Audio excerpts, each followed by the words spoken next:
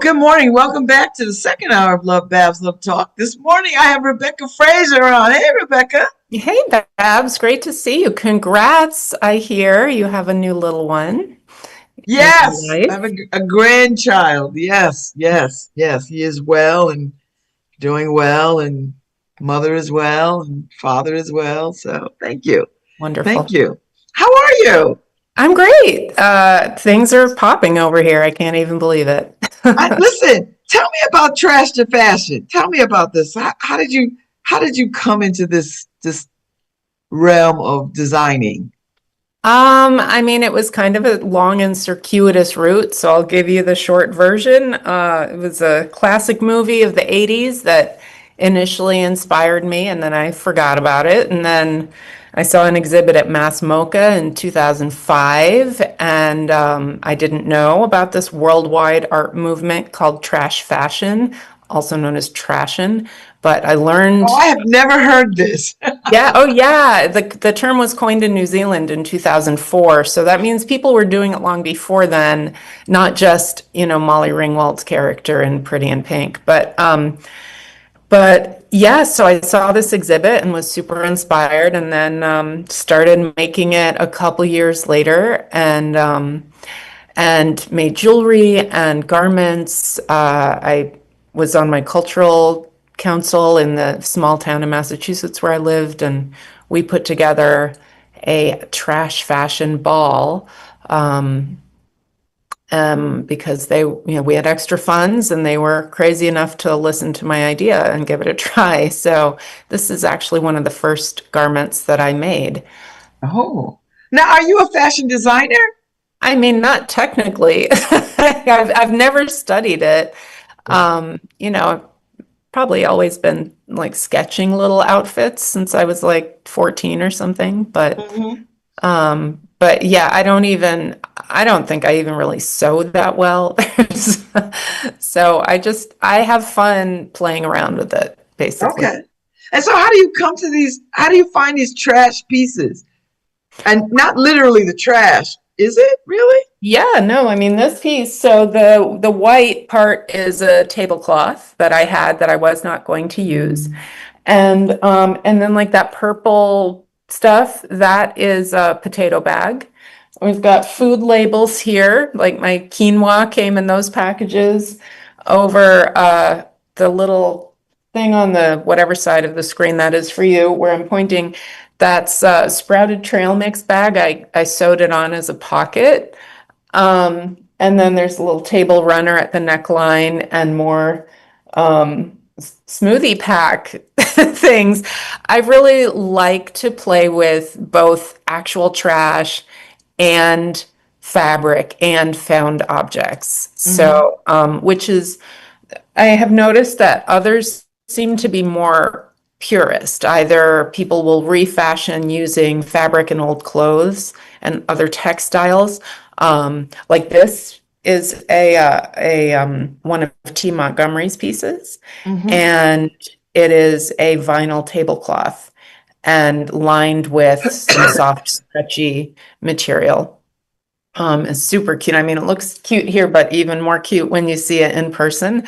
And it was in his show a couple of weeks ago. But anyway, so some people, tried, and then some folks, we've got pieces in here that are just entirely trash, no fabric at all.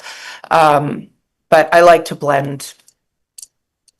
And so how many folks are in this movement? And are you the only one in New Haven? Or I mean, you just mentioned T, but is this a growing group of designers and artists doing this? Well, in terms of what's happening in New Haven, I'm really just getting connected to others doing it. I've known about T for a while. We've been friends for a few years, and so I knew that he was working with like dead stock material and stuff like that. Um, Dead stock is fashion industry waste, by the way, which usually gets burned unless it's rescued and then used by someone else. Um, so but I really, and I think Neville has been using some dead stock as well. Um, but like I just met Donald Carter a couple of weeks ago, and now he's in the show. So we have 9 artists in this exhibit. I'm sitting in the gallery right now. Yeah, we have 9 artists, including, veterans like Donald Carter, who's been designing for 50 years and has had his work in the Whitney Museum 3 years in a row.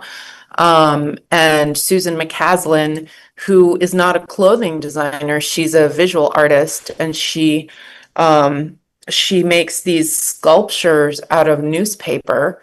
And I asked if she'd be willing to make a garment for the show. And wait till you see her dress, Babs. It's phenomenal. So I hope you will come. If you can't make it tomorrow night, I hope you will come see the exhibit. I will come to I won't be able to make it tomorrow night, but I will come see the exhibit because I'm fascinated. And y'all are right there in the Audubon space, right in the storefront. That's right, 63 Audubon. I think you're next door to Connecticut Inclusive Growth, right? Exactly. Okay. Right. Yeah, between Connecticut Inclusive Growth and ACEs.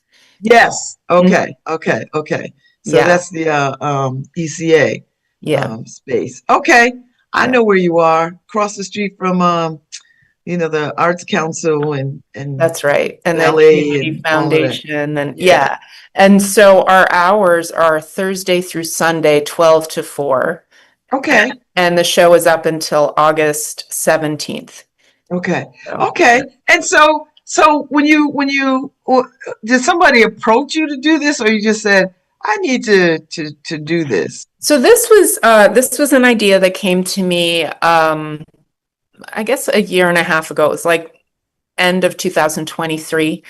The Arts Council was offering this $20,000 grant, and I had 2 different ideas. One was for a publishing company, and then this was the other one.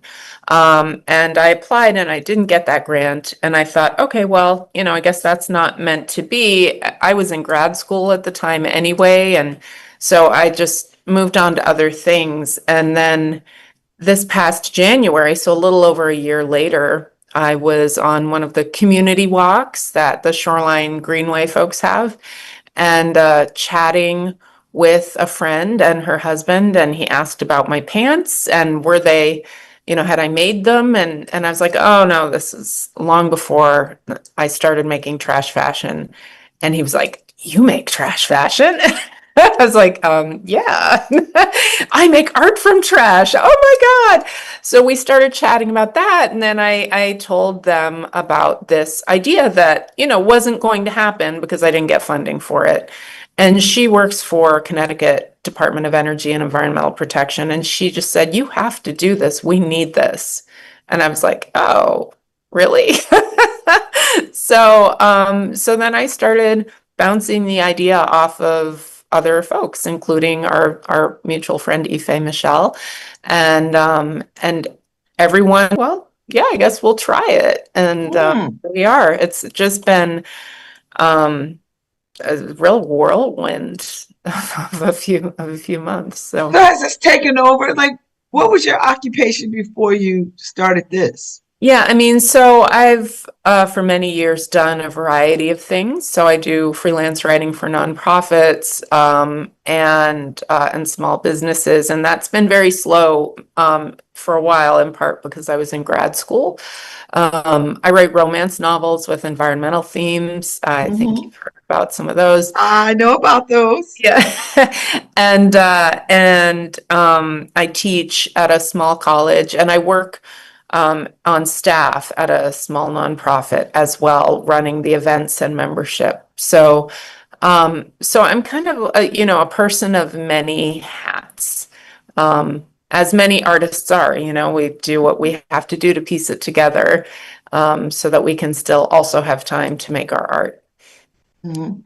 So are these the things that you make? Are they wearable and durable to wear? Yeah, I mean, so I made this in like 2013 or 14. I wore it to the dance that we had that night. I don't know that I've worn it since because, this is the kind of thing, like, it's really fun, but I'm not going to wear it everywhere on the street.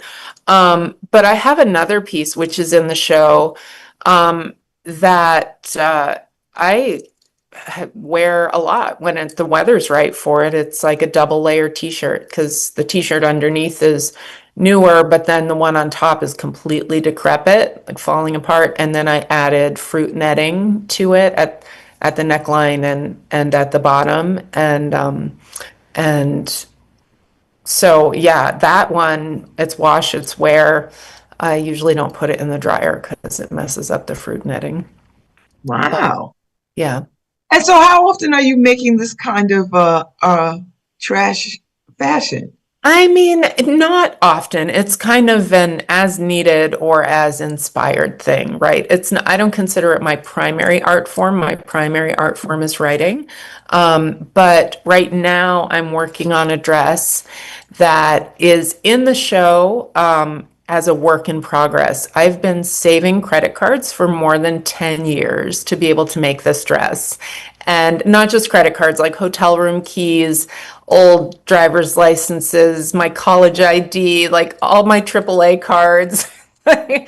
um, Even still, I don't have enough to make a full dress. Like it would have to be like a top or something. So now I'm collecting cards from other folks. We I was actually, going to say, if you put a call out to people, you'd get yeah, overwhelmed.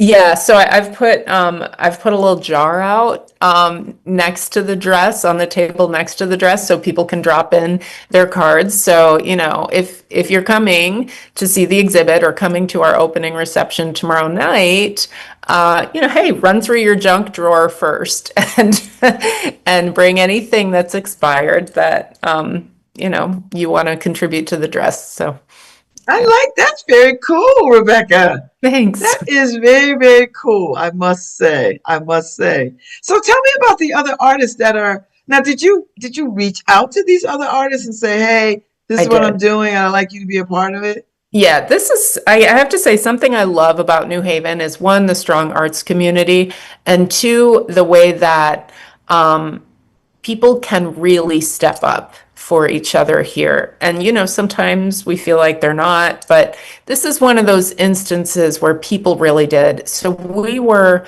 not expecting to have a show this year. It was part of the original plan, then the funding, federal funding garbage. So I said, well, we're never going to raise money to do all of the 4 events that we want to have. So let's just condense 2 of them into one, and that will be in October. So up until the end of June, that was the plan. Like, we're just doing this one event in October. And then I happened to walk into this space where they had a little painting exhibit, talked to the docent. He said, oh, yeah, it's open to the community. You can apply, submit your project proposal. So I submitted something and then heard back June 30th, and they offered the space for July and August. And I was like, wow, that I don't, I was hoping to get it in September. It would give me a little time to put something together. And they were like, well, it's not available then.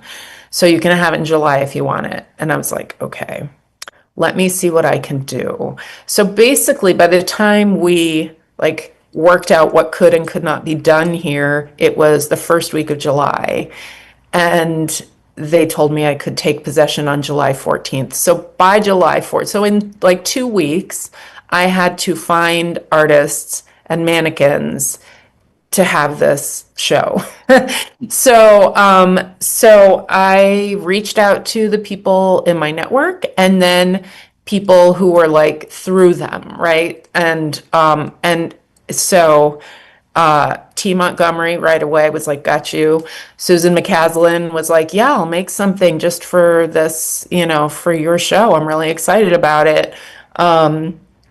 At T's runway show a couple weeks ago, I met Donald Carter, who was also one of the featured designers. And I had heard his name from someone else who said you have to contact him. So there he was. And I asked, would you be interested? And he was like, yeah, call me right now and leave a message so I can listen to it tomorrow. And he's got 3 pieces in the show. Also at T's, at the Pathos, I met Catherine Cassez Wiley. I don't know if you know her. I know her, the French woman. Yes, yeah, she makes I, amazing I hats. I And got some of her pieces. I bought stuff from her over since she's been here. Oh, cool. Yeah, they Yeah. have So yeah. gorgeous stuff. So she's got a dress, a purse, and then a hat and scarf set that are really cute. And then one of the people who's on the Trash to Fashion core planning team is Sewell Golden. She's a costume designer who teaches at Barnard. So she has a few pieces. She works only with like trash, like your expired pill bottles. And Wow. yeah, she made a wrap entirely out of cereal bags. And it's so cool looking. Like it actually looks glamorous. Now, again, would you wear it on the street? Probably not, but you'd wear it to a cool event, right? Hmm. And Hmm. so she has some pieces here. Faustin Adeniran, do you know him? Yes. So he's the sculptor, and he doesn't generally make wearable pieces, but I happened to have met him like 2 weeks before all this stuff went down, and he showed me this one mask. And so then when I knew that we had the space, I called him immediately and was like, "Can I show that mask?" So that's here, and then we have two really new artists. One works at a local shop. I found them totally by accident because I went in to look for sponsorship, and the owner was like, one of my employees would really love what you're doing. And so then when I knew we had the space, I went back and I said, I'm looking for Ragi. And they were standing right there. And I told them about what we were doing and asked if they'd be interested. And they were like, yes. So they have a couple pieces. They work with fabric, upcycled fabric. So it's all refashion. And then the last artist, and then me, and then the last artist is Derek Faulkner, who is not an artist. He works in the environmental space. And that's how we know each other. But he's on the Trash to Fashion core planning team. And when we were going to present at Yale Innovation Summit, he was coming with me, and we decided we should go wearing trash in, but he didn't have any. So we got together and I showed him like basic concepts, like, okay, you kind of do this, and here's some materials. And he brought his own materials. He made this really cool vest Huh. with my guidance that's out of window screen and a Target bag with buttons made from bottle caps. And we didn't finish it in that session, but I mean, it was like finished in that he could wear it, but it wasn't like fully trimmed out. So he wanted to fully trim it out. So I taught him like a basic basting stitch, and then he went home and watched YouTube videos to like get more confident in his sewing. And he finished this garment. There are still some pins in it, but initially that was the whole way it was going to be held together, was pins. But he sewed trim on, and it looks great. And so he agreed to show it here, and I think it's phenomenal, not only because it looks great, but also because he's never done this before. And that's part of our ethos is we teach people how to turn trash into fashion to reduce pollution and create a healthier environment for all. And so when I say we teach people who don't know what they're doing. Like we're not trying to make everything super glamorous. Like in this exhibit, there are some very glamorous pieces, but at our workshops that are coming up, it's really about learning a new skill in community and practicing it together, exploring together, having fun, and then celebrating. So. All right. So you're gonna have this pop up from it's no, you already did this. The pop up from So July the 19th. pop-up started, we had a soft open on Saturday, and the Yes. gallery is also open today. If anyone's roaming around, I'll be here from noon to 4. They're welcome to stop by. But the opening and so the pop-up is from last Saturday until August 17th. The opening reception is tomorrow night from 5 to 7. And that includes, we'll have a video projected on the back wall, and then also it includes a reading from my alter ego, Tara Elroy, reading from the book that is being published in November called Refashioned by Love. And this might seem odd to have a reading at an art exhibit. However, Josephine is a New Haven-based trash fashion designer who dreams of creating an upcycled fashion house. And Theo is the angel investor with an environmental conscience who helps her create her dream. And of course, and they love fall in ensues love. because yeah, it's a romance novel. We know they fall in love. So Oh, I love this. And so this is your book. This is your alter ego. my alter ego, yeah. So it is me. It's a little weird because Babs, when I started writing this book in 2021, it was like this was my graduate school thesis, and Oh, I only chose the topic because I was already writing another book, and I was told like you really need to do something new for your graduate thesis, and so I thought, well, it would be easiest for me if I could write someone who I can relate strongly to, who I know something about, so I don't have to research quite as much. And I make trash fashion, so I'll just pretend that I'm that good that I could have a fashion house. Now, I fooled myself because actually I had to research a ton into fast fashion and also the waste management industry. So the joke was on me there, but I did not at all envision this whole thing happening. I did not envision having an event. I was just writing a book.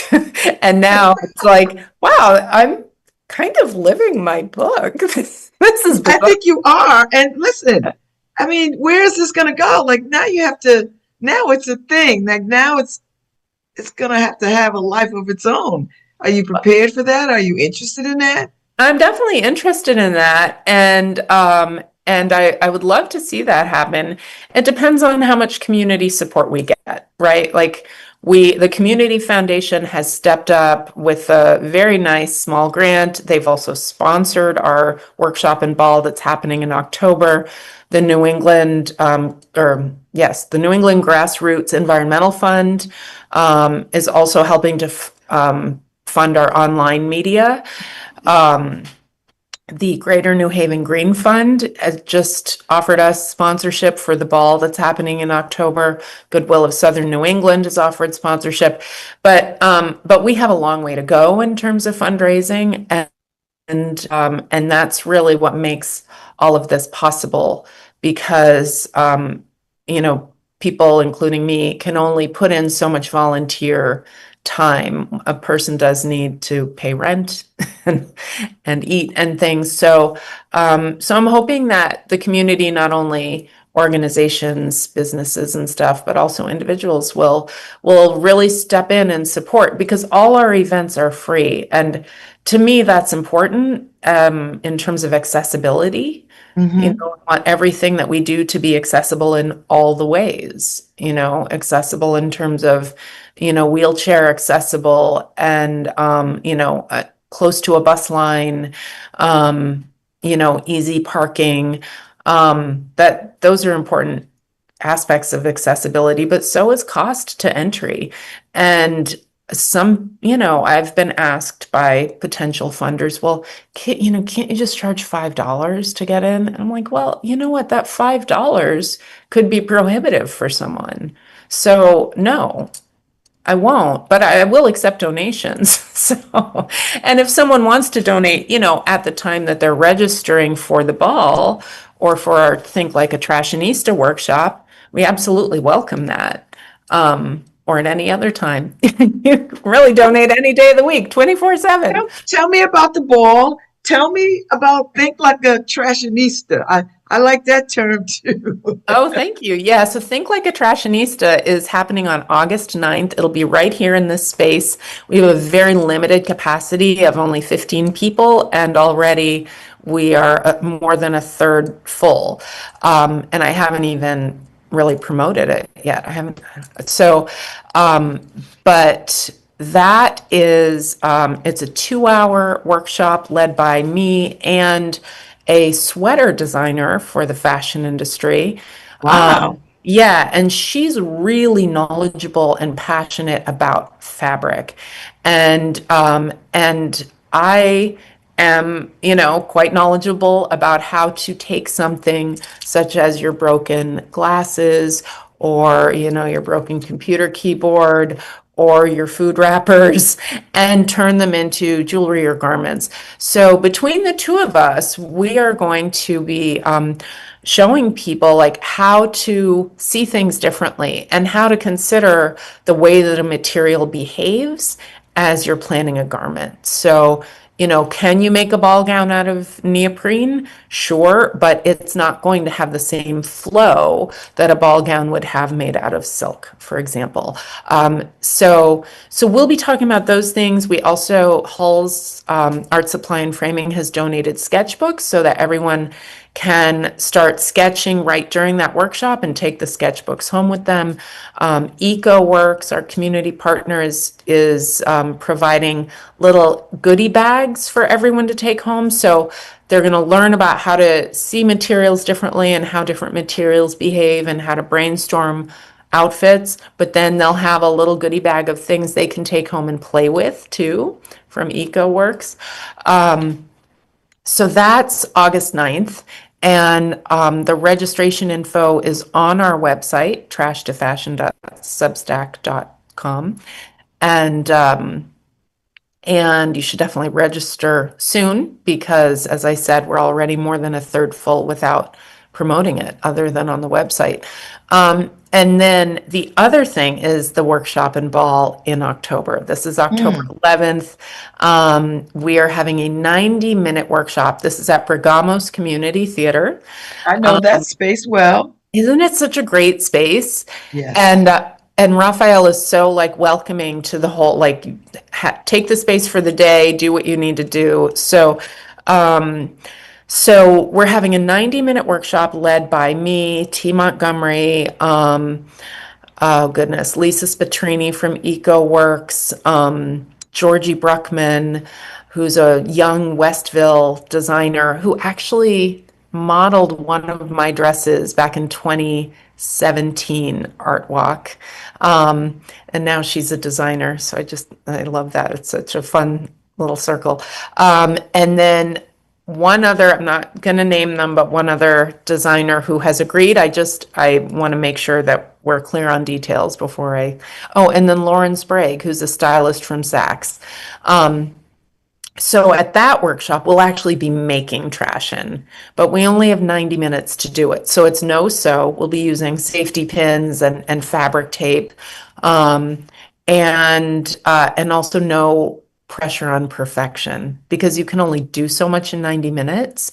And I hope that people who came to our Think Like a Trashionista workshop will also come to the event on October 11th. But I also expect that we'll have new folks who this is their first introduction to doing it. So the idea again is to just like create in community, to learn the skill in community, explore, have fun with it. And then at the end of those 90 minutes, we put on whatever we made. And we also open the doors to other people who have registered, and they may be wearing an outfit that they made elsewhere, or some, people can come dressed normally if they don't want to wear trash in, if they're not ready for that yet. But we will then celebrate what we've made and just the whole idea of it.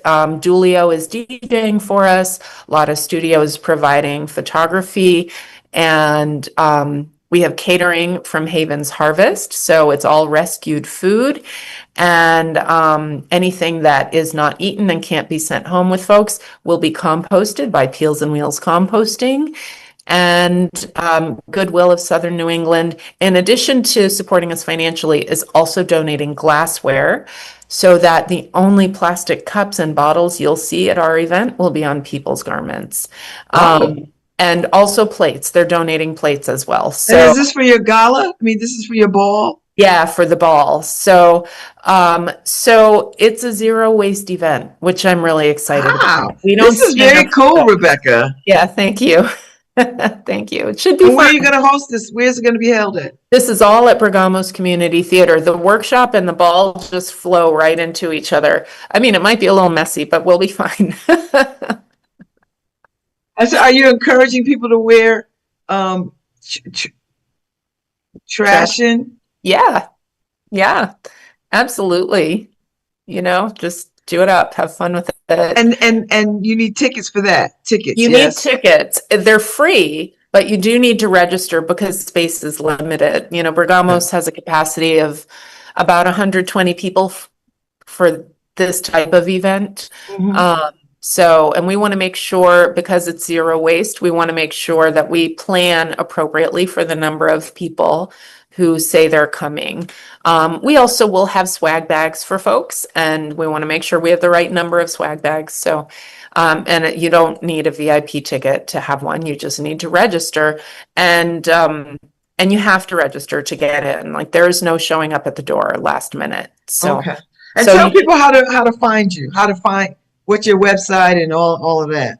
yeah. So our website is trash2fashion.substack.com.